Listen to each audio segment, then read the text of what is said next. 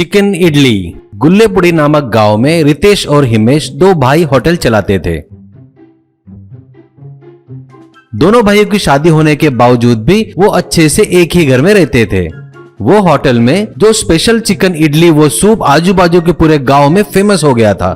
Chicken curry सिर्फ हिमेश बनाता था। वो बनाते वक्त किसी को अपने पास नहीं आने देता था। उनकी चिकन इडली खाने के लिए लोग बहुत दूर दूर से आते थे।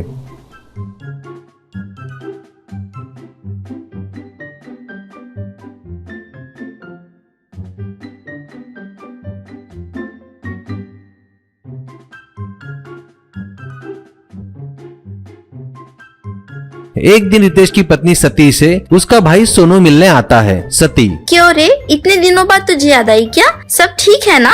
आते आते जीजा जी से मिल के आना था ना? सोनू, हाँ गया था, पर वहाँ जो मैंने देखा वो मुझे बर्दाश्त नहीं हुआ। होटल में जीजाजी इतनी मेहनत कर रहे थे और उनका भाई काउंटर संभाल रहा है। वो बैठकर कितने पैसे दबा रहा है पता नहीं। वैसे भी आप लोगों की दो फैमिली हो गई है ना, फिर मिलकर रहना क्यों? सती, सच कह रहा है तू। असल में ये बात मेरे दिमाग में बहुत पहले से है। तेरे जीजा जी से बोला था एक बार, बहुत झगड़ा हो गया था हमारे बीच, बातचीत भी बंद हो गई थी। फिर से बोलूंगी तो मारेंगे, इसी डर से नहीं बोलती। सोनू, अरे पगली, ऐसी बातें डायरेक्ट जीजाजी से थोड़ी कही जाती है। जिसको बोलना है उसी को ही बोलना चाहिए। धीरे धीरे अपनी देवरानी से कड़वी कड़वी बातें किया करो और बोला करो। तब तक तुम्हारा देवर गले से पैसे दबाता है, मैं ऐसा पूरे गांव में फैला के आता हूँ, बदनाम करता हूँ उसको। फिर अपने को कुछ भी करने की जरूरत नहीं पड़ेगी, वो लोग ही चले जाएंगे यहाँ से, कहकर चला गया। कुछ दिनों बाद रितेश कुछ काम से बाहर जाता है। उस समय सोनू गांव वाले को बताता है कि हिमेश गले से पैसे चोरी करता है करके।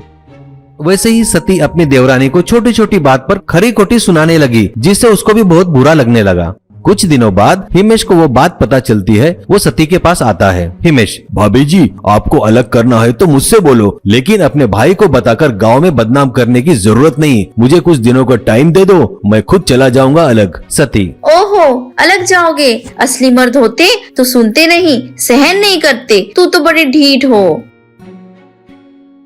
दिव्या, दीदी जी, जबान संभाल कर बात कीजिए। अभी तक जितना कमाए आप लोगों को ही दिए। लगी तो जीजा जी से पूछ लो, इसीलिए अभी बता रही हूँ। अब से तुम्हारे होटल में नहीं आएंगे, अब जा रहे हैं। ऐसा कहकर वो दोनों वहाँ से घर छोड़कर चले जाते हैं।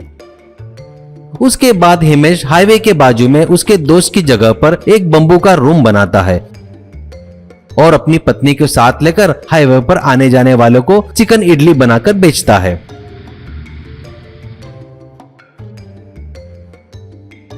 उधर से आने जाने वाले ट्रक, कार वाले उसके छोटे ठेले पर रुकने लगे। अब धीरे धीरे बहुत लोग आने लगे। अब गांव से आए रितेश को होटल में भाई नहीं दिखाई दिया। उसकी जगह पर सोनू चिकन इडली के नाम पर सड़ा हुआ चिकन इडली बना रहा था। ये सब रितेश को समझ में नहीं आया। वो अपने भाई के पास जाकर उसे होटल में आने को कहता है, लेकिन हिमेश आने से मना कर देता है। इससे वो दुखी होकर वापस आता है।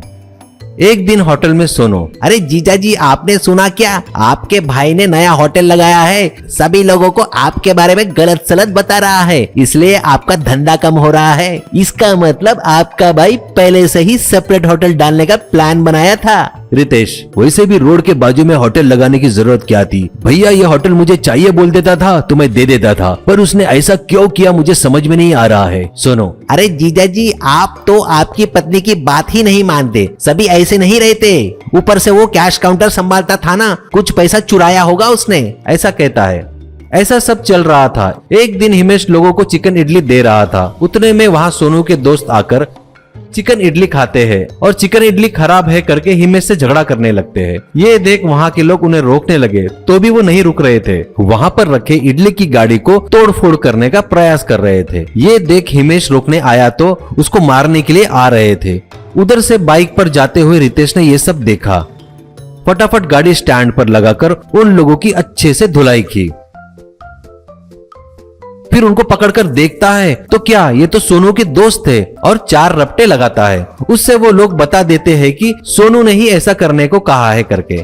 ये सब सुन रितेश हिमेश से मुझे माफ कर दे भाई, मुझे माफ कर दे, अब मुझे सब कुछ समझ में आ गया।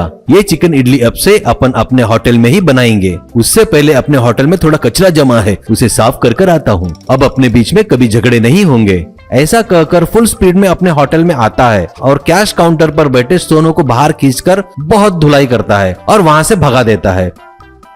उस दिन के बाद से रितेश और हिमेश दोनों मिलकर खुशी खुशी अपना होटल चलाने लगे।